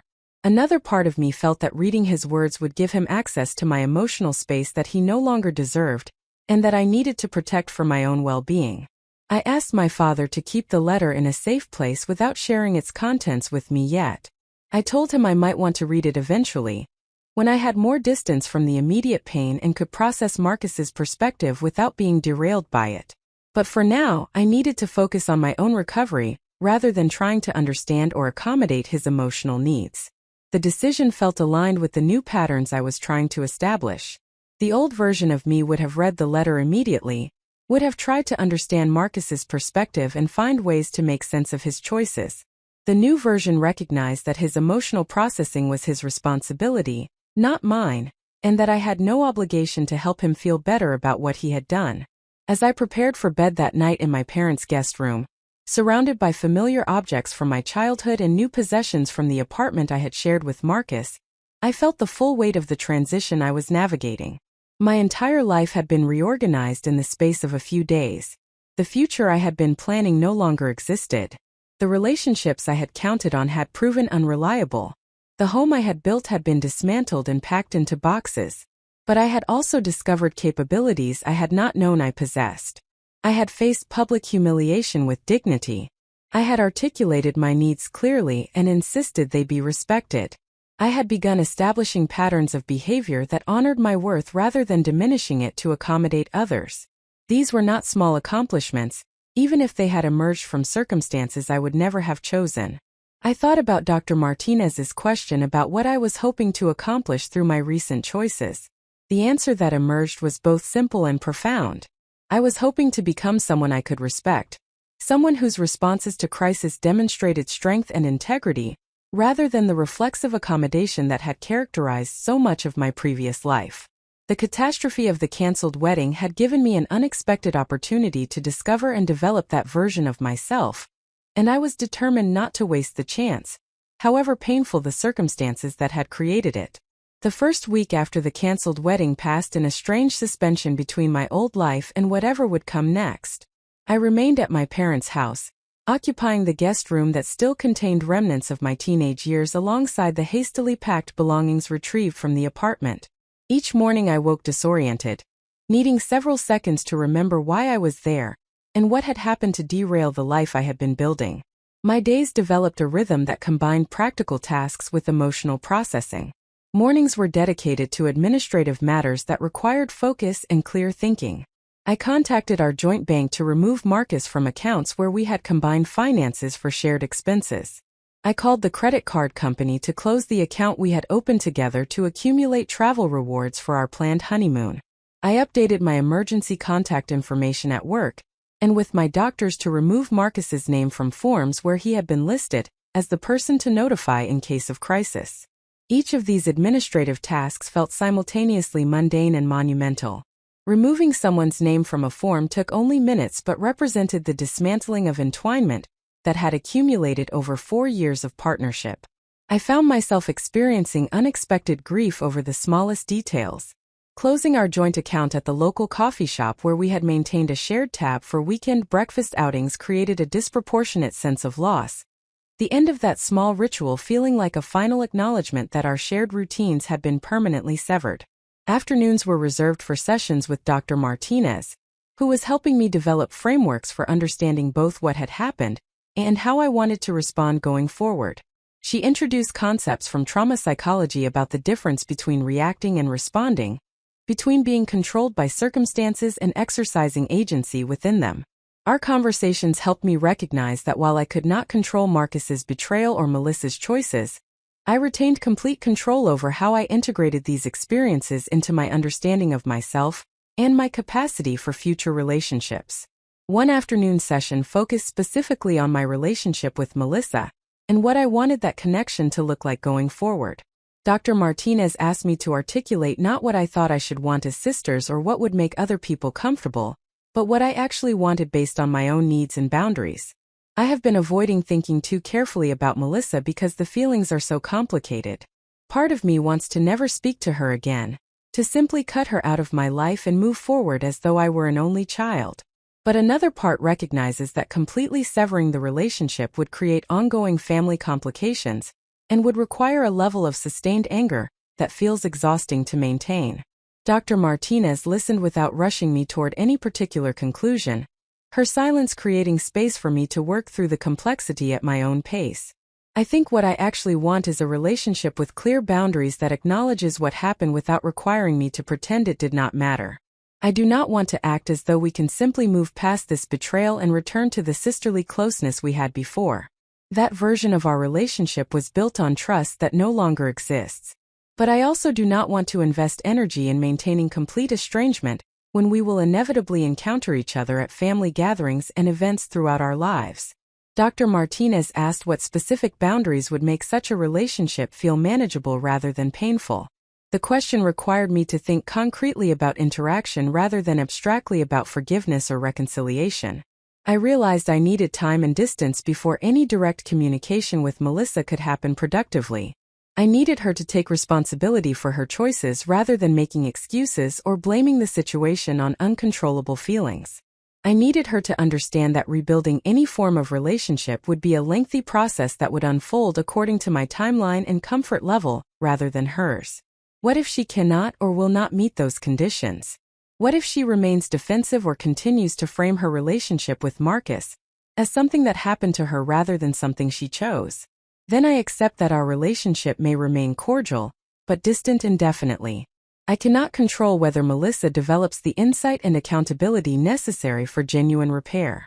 I can only control whether I continue to invest in a relationship that repeatedly demonstrates disrespect for my well-being. The clarity of this statement surprised me even as I spoke it. I had spent so much of my life assuming that family relationships required unconditional acceptance, regardless of how people treated me. The idea that I could establish standards for how I expected to be treated even by my sister, and that I could limit my investment in the relationship if those standards were not met, felt simultaneously liberating and slightly frightening. My evenings were the most difficult time, the hours after my parents went to bed when I was alone with my thoughts and the silence became oppressive.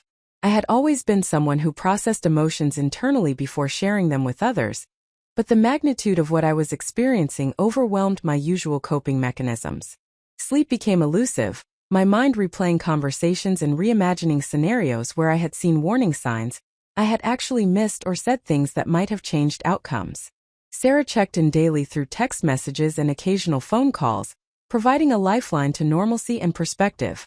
She had returned to her own life in Portland, but made it clear she remained available whenever I needed support or simply distraction from the intensity of my situation. One evening when sleep felt particularly impossible, I called her close to midnight, apologizing for the late hour but desperately needing to talk to someone who knew me well enough to understand without requiring extensive explanation. "You do not need to apologize for calling. I told you I was here for you and I meant it. What is happening right now that made you reach out?" I tried to articulate the spiral of thoughts that had been consuming me since I turned off the lights an hour earlier. I had been thinking about all the moments over the past months when Marcus and Melissa had been communicating or meeting while I remained oblivious. I kept trying to remember specific occasions and reinterpret them through the lens of what I now knew had been happening. Had Marcus seemed distracted during our anniversary dinner because he was thinking about Melissa? Had Melissa's enthusiasm about helping with wedding planning been driven by guilt, or by the opportunity to spend time with Marcus under legitimate pretenses? Sarah listened patiently as I worked through these obsessive reconstructions of the past, then offered a perspective that helped interrupt the unproductive pattern my thoughts had been following. "You are trying to go back and find evidence that you should have known something was wrong, that you missed obvious signs that would have allowed you to prevent what happened. But that exercise is not actually about understanding the past. It is about trying to feel more in control of something that was fundamentally outside your control. You could not have prevented their betrayal because you did not know it was happening, and you did not know it was happening because they actively worked to hide it from you." Her observation was accurate and uncomfortably perceptive. I had been treating the reconstruction of the past as an investigation that might yield useful insights, but really it was an attempt to manage the terrifying reality that people I loved and trusted had been capable of sustained deception. If I could find moments where I should have noticed something wrong, then I could believe I had some agency in the situation. Accepting that I had no way to know what was happening meant accepting a level of vulnerability and powerlessness that felt almost intolerable. We talked for another hour about the challenge of living with uncertainty, and the impossibility of protecting yourself completely from betrayal by people you trust. Sarah shared that she had experienced a different, but similarly painful betrayal by a close friend several years earlier, and that her recovery had required accepting that trust always involves risk. The alternative to trusting people was withdrawing into protective isolation that might prevent betrayal but would also prevent genuine connection. Her perspective helped me understand that my current struggle was not unique to romantic relationships or family dynamics, but represented a fundamental challenge of being human. We could not simultaneously remain open to connection and protect ourselves completely from the possibility that people would misuse our trust. The only real choice was whether the possibility of connection was worth the inherent vulnerability that came with it. By the end of our conversation, I felt marginally more settled, able to recognize the thought patterns that were serving my emotional processing, and distinguish them from the ones that were simply reinforcing anxiety and powerlessness. I thanked Sarah for her patience and wisdom, and she reminded me that friendship meant being available for these late-night calls when life became overwhelming. Her steady presence in my life felt like a form of evidence that not all relationships would prove unreliable, that some people could be trusted to remain constant, even when circumstances became difficult.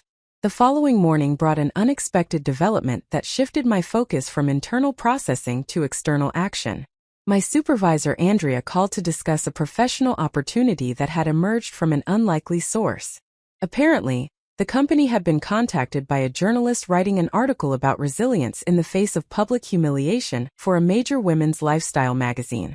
The journalist had somehow learned about my canceled wedding and wanted to interview me about how I had handled the situation. Andrea was calling both to inform me about the request and to make clear that I had complete autonomy in deciding whether to participate. The company would support whatever choice I made and would not pressure me in either direction. She also mentioned that several colleagues who had attended the wedding reception had been sharing their observations about my grace under impossible circumstances, and that my approach to the crisis had generated significant respect and admiration within the professional community. The idea of discussing the most painful experience of my life, with a journalist for publication in a national magazine created immediate resistance. The wedding reception speech had been difficult enough, and that had been directed at people who knew me and cared about my well-being. Speaking to a stranger who would then share my story with hundreds of thousands of readers felt exponentially more exposed and vulnerable.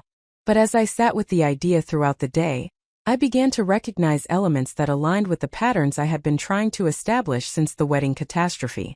I had chosen transparency over hiding when I addressed the wedding guests directly. I had chosen to maintain dignity while acknowledging painful reality rather than pretending everything was fine. I had begun building a version of myself who faced difficulty with honesty and courage rather than denial and accommodation. Participating in this interview would extend those patterns into a broader public sphere. It would mean claiming ownership of my story, rather than allowing it to be reduced to gossip or speculation. It would mean potentially helping other people who had experienced similar betrayals by demonstrating that survival and growth were possible, even after devastating losses. I called Andrea back that afternoon and told her I was willing to speak with the journalist, but only if I could have some control over how the story was framed and what details were included.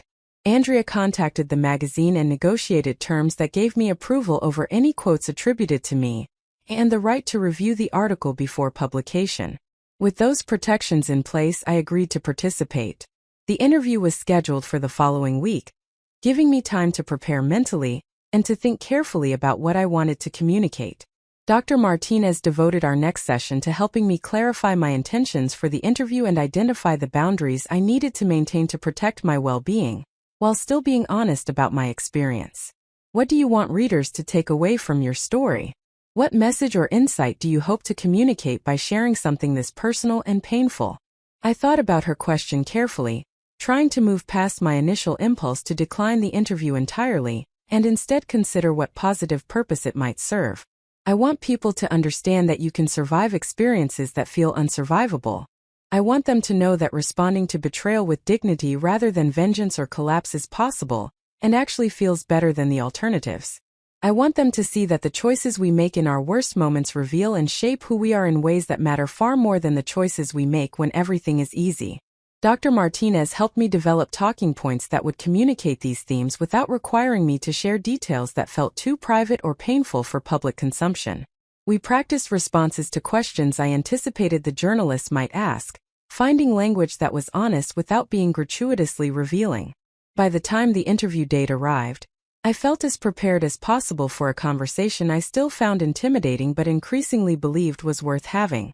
The journalist, a woman named Catherine Phillips who had written extensively about women navigating professional and personal challenges, met me at a quiet cafe near my parents' house. She was in her early 40s with a warm and direct manner that immediately put me more at ease. She explained that her article would profile several women who had faced various forms of public humiliation or failure, and had chosen responses that demonstrated resilience and growth, rather than shame or retreat. We talked for nearly 2 hours, covering everything from the immediate shock of Marcus's revelation to my decision to address the wedding guests to the ongoing work of rebuilding my life and sense of self. Catherine asked thoughtful questions that demonstrated genuine interest in understanding my experience, rather than simply extracting dramatic quotes for her article. She wanted to know about my internal thought process during key decision points, about the support systems that had helped me navigate the crisis, about the lessons I was learning through the experience. One exchange particularly stayed with me after the interview concluded. Catherine had asked what I would say to other women facing similar betrayals or public humiliations, what wisdom I had gained that might help them navigate their own difficult circumstances. I would tell them that their response to crisis matters more than the crisis itself. You cannot always control what happens to you, but you retain complete control over who you choose to be in response. Every moment offers a choice between reacting from your worst impulses or responding from your highest values. The cumulative effect of those choices determines whether a terrible experience destroys you or transforms you into someone stronger and more authentic than you were before. Catherine had paused in her note-taking to look at me directly, and I saw something shift in her expression that suggested my words had resonated personally rather than just professionally. That is a profound perspective to develop so quickly after such a devastating experience. How did you arrive at that understanding? I explained about Dr. Martinez's guidance and about the patterns I had recognized in my previous relationship and family dynamics, about the realization that the wedding catastrophe had revealed both the costs of my habitual self-diminishment and the possibility of operating according to different principles. Catherine listened with the kind of focused attention that made me understand why she had developed a reputation for writing profiles that captured emotional truth, rather than just surface facts. The interview concluded with Catherine thanking me for my willingness to share something so personal and painful. She promised to send me the drafted article for review before publication, and expressed her belief that my story would resonate with many readers who had experienced their own versions of betrayal or public failure. As we parted ways, I felt simultaneously exhausted by the emotional exposure the conversation had required and energized by the sense that I had taken another step in the direction of the person I was working to become. That evening I reflected on how dramatically my life had changed in the 2 weeks since the canceled wedding. I had lost the relationship I thought would define my future. I had experienced betrayal by both my fiancé and my sister. I had been forced to confront patterns of behavior that had limited me throughout my life. But I had also discovered capabilities I had not known I possessed. I had made choices that demonstrated strength and integrity. I had begun building a version of myself who faced difficulty with courage rather than avoidance. The path forward remained unclear in many ways. I still did not know where I would live after the apartment lease expired. I had not yet determined what my relationship with Melissa would look like, or whether any form of reconciliation was possible or desirable. I continued to experience waves of grief and anger about what Marcus had done and what I had lost. But I also felt something that might eventually become hope, a sense that the person I was becoming through this experience might ultimately be someone I respected and valued more than the person I had been before the catastrophe forced me to examine and change fundamental patterns in how I move through the world. Up next, you've got 2 more standout stories right on your screen. If this one hit the mark, you won't want to pass these up. Just click and check them out. And don't forget to subscribe and turn on the notification bell so you don't miss any upload from us.